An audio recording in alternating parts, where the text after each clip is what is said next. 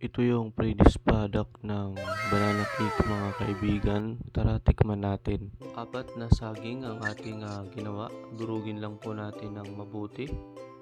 Naglagay tayo ng 2 itlog at 1 cup na wash na asukal. Mikos-mikos lang po yan.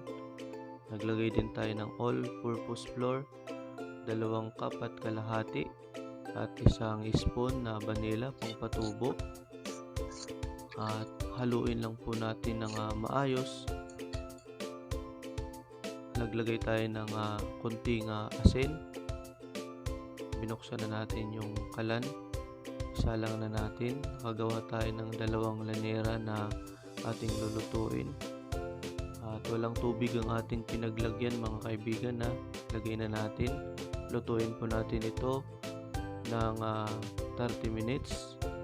Makalipas ang 30 minutes, luto na po yan mga kaibigan. Ayan, mabango po yan. Tara, tikman na natin. Ito na yung finished product ng aming ginawa, yung banana cake.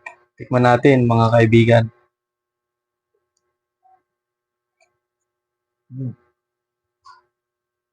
Mabango siya.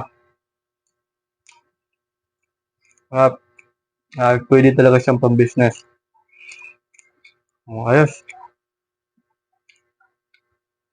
Yun ko sa all, share and like, comment kung taga saan ka para naman malaman ko kung hanggang saan na nakarating yung video namin. Thank you, bye!